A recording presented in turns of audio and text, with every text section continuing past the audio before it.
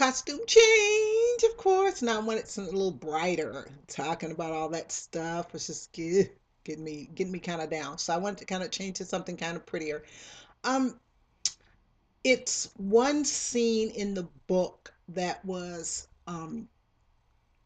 actually, I believe, Richard Wright himself or whoever was writing the treatise of the book brought out. It's one scene where for some reason, Mary Dalton's parents are there. It seems like, okay, it's Bigger Thomas, um, his lawyer, Jan, and then Mr. and Mrs. Dalton for some reason are in this room. This is one of the scenes I was saying about. This is the main one I was saying about. Of course, this would never happen. These many people would not be in a jail cell together. And the parents of the murdered girl would not want to talk, to him and would not be allowed to be there. Um, Potential witness wouldn't have been allowed to be there, but he kind of and I must say now, Richard, now you know you're my boy, and you're the reason I'm such a good writer. But dialogue is not his forte. Okay, is narration is dialogue is not his forte. You my boy, but dialogue is not his forte. And what ends up happening is, okay, Bigger's in the jail cell, his lawyer Max and Jan Erloni, and um, Mr. and Mrs. Dalton for some reason are there. And then Bigger hears that the boy's folks are here. And he's like, oh my gosh, this is all I need. And so then his mother, his sister, his brother, and his two friends that he was going to rob the store with are there. I mean, and we know this would be impossible. But once again, to reiterate, Richard Wright wanted to stir certain emotions out of his character, and all these people had to be there. And it's one scene where Mr. Dalton, he's a philanthropist, and he says, "Well, I just sent pool tables to the boys' club or something like that." And Bigger sitting there thinking, "Yeah, well, that's where we, planned all our robberies and stuff, in the boys' club, things like that." And this poor white man, he's trying, he's doing the best he can, or what? Put it this way, he's doing what he thinks is will help. He's not doing what really will help. He's doing what he thinks will help and what he thinks blacks would want him to do to help. Now, what good pool tables would do, I don't know. But I think that Richard Wright did a lot of good character development with him because that hits the attitude um, um, hits the nail on the head as far as the attitude, as far as some philanthropists have, especially white ones that are, towards black people. They do what they want to do, not what particularly needs to be done. Um, so it's so Bigger. All these people are there. His two friends are there, and his brother and sister are there. His mother's there, and the mother says, "Oh no, here's what happens." So Bigger's trying to go, well, how's school going, Vera? That's his sister's name. How's sewing school going? And the mother says something like, oh, well, she had to leave school, Bigger. They won't let her, in school. She had to leave school. And so that's when he kind of gets the idea of how his family has been suffering um, from what he's done, you know. And also at the same time, he learns that the apartment building where his family lives, that one room with the giant, foot long rat in it, um, is owned by the Daltons. And they are going to, I mean, okay, he sends pool tables to the boys' club, but here's a family of four living in one room. He's a slumlord and living in one room with a but a giant rat. I mean, okay, enough of that. But so the so Bigger's mother says, and she never does have a name. And Bigger's mother says they want us to move. They're trying to make us move. They're trying to make us move. And Mr. Dalton says, "Well, no, you don't. You don't. We won't make you move. You won't have to move." And at one point, Bigger's mother says, "Are you Mrs. Dalton?" And she goes, "Yeah." And she runs over to Mrs. Dalton, gets down on her hands and knees, and says, gets down on her hands and knees and says, "Please don't let him kill my son. Please don't. Please and Bigger is just mortified. I mean, he is just mortified. And I think that's why, because here he is being faced with the people who he harmed. He took their daughter away. And then here he is in front of his brother, who he used to who his brother used to hero worship him. Here he is, in front of his sister, who he never did anything for, and who really didn't even, exist in his world. And she's being punished for something he did. And then there's his two friends he was big in front of, and who were intimidated by him, blah blah blah. Here he is, in the worst position a person could possibly be in front of his friends. And then on top of that, his long suffering mother, who's, done nothing but try to, take, do the best she can. And like I said, it's never clear what happened to the father. Um, and she's on her hands and knees begging this white woman to please, do something, don't kill my son. And all these emotions are going through him at the same time. And that's what's written in this scene. Um, there isn't any scenes like that particularly in my book. There is one sort of. He doesn't trying to say how to say this without telling too much of the story.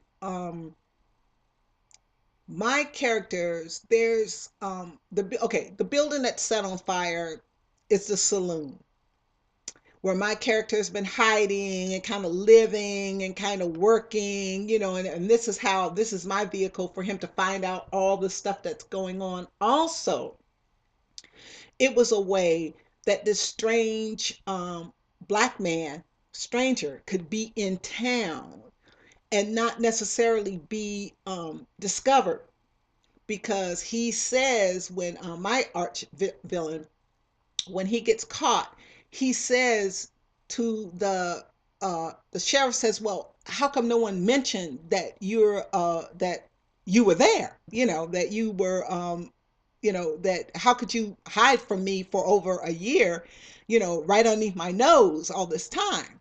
And my character says to him, I think the line is something like, "You're not a drinking man, are you?" You know, pretty much saying, look, people who drink see, I think he does actually say, people who drink sees and don't seize. And who would pay attention to a black man? Well, he didn't say black, he said colored man sweeping up, which was another way that I could have him and okay, when the men come in and they're drinking and they're partying and they're, talking about the events of the day and what gets on, this is how my character finds out, what's going on, and how he can make his move. And he's in a position also too where he can like um look at the town, spy on the town from behind the shutters of the and okay, and so saloons are open at night. So during the day they pretty much lay low. I mean, just like most clubs, the real activity is at night. So he has an excuse to lay low during the day and not really be seen, and he gets to he has a vantage point where he can spy on the town, and can hear, pretty much learn what's going on from the men in the saloon drinking. There are also prostitutes in the in the saloon, and one of them he ends up having sex with. He ends up having sex with her, and when the saloon is burned down and the people that are killed who live there, I'm not gonna tell you who, live there. I got to sneeze again. Here we go with this. Lives there. Um, she gets implicated. The prostitute gets implicated also. Pretty much saying it. Did you know this man was going to go after, um, the my main female character? Did you know he was going to go after her? Were you in on this? Were you in on the deaths of so and so and so and so? Were you in on, um, the outlaws, what they were planning? And all this stuff like that. And then this one scene where, of course, my character really did have sex with this woman. And of course, that's one of the terrors. He's afraid that if the white men, now this is 1820s, now we're talking about, find out that he actually had sex with her, that's why he denies it, denies it, denies it, even to the point of denying, um, something very important, because he doesn't want it even perceived. But the sheriff is on to it. My sheriff is on to it. Um, there's one scene where the sheriff questions her, the sheriff questions him. This is my story. um and it's one point where the sheriff goes and gets the prostitute. Of course, she's not being held in the jail with him, she's being held like at the blacksmith shop. And the two of them are together.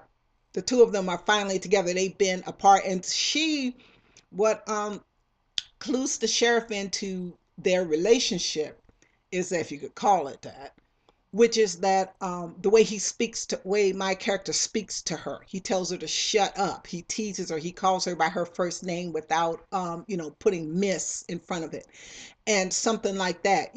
And the sheriff overhears this, and he's also aware of, the way he intimidates, my villain intimidates this white woman. And that's when the sheriff comes to the conclusion, well, no, he wouldn't talk to her like that. That he wouldn't, he would not talk to her like that if they didn't have a relationship. And I think the line was something like, no one hates another person with that kind of passion unless they have a relationship with them. You don't have that kind of hate for another person, that kind of thing. So, which is, kind of my twist on it, you know but so, I'm trying to think what else happens. Oh, and then pretty much in, Native Son, the I think the preacher finally comes back. Oh, I think the preacher is there too. I'm trying to think of this whole menagerie, all these people standing in the thing. And when Bigger's mother, gets down on her knees and begs, Mary Dalton's mother, please don't, let this happen to my boy. Please don't kill my boy. um like I said, Bigger is mortified, and she, Mrs. Dalton says, oh, I'm sorry. She's kind of, whatever. So actually, some of the courtroom stuff, some of the very long speeches, there's some very, very long speeches in, which kind of opening statements are really long in the once they finally do get to the trial.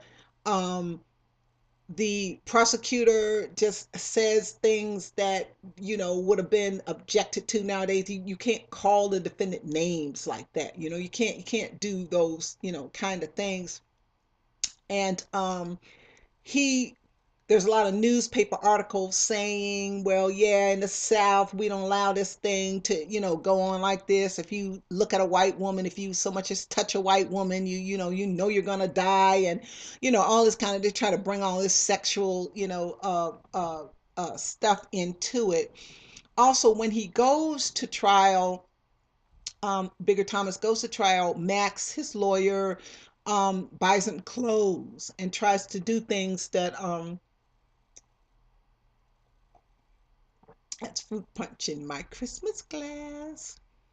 It's not wine, but he buys him clothes and tries to brings him cigarettes, that kind of thing. And it's also written up in one of the newspaper articles, well, he's Bigger Thomas is sitting in jail eating food and smoking cigarettes, and reading newspaper articles about himself, and all this is provided by the Communist Party. They never try to, they try to um bring the communist aspect into it as much as humanly possible to further, add fuel to the fire. Not only did he have the nerve, to rape a white woman, but he is, and then kill her, and then live in the house with her parents while all this nonsense is going on. But he's a communist too. He's mixed up with these communists too. And it's one scene where Jan, the young communist man, is on, I think it's supposed to be it's either the preliminary hearing or the coroner's inquest. I can't remember which one. But they still try to drag him into it. They still try to drag Jan into it. They try to say, well, why would you leave a woman who has been drinking with a strange Negro? Did you think that was okay? Were you done with her and then you decided that it was time for the Negro to have her? Things like this. They say things like this. And Jan is like, no, we went to a, club in the, black district, and we asked him to come in and drink with us. And then they were saying, well, why did you get rum? Is it because it intoxicates women, worse, and, stuff like that. And just tries to, still tries to get him, mixed up in it.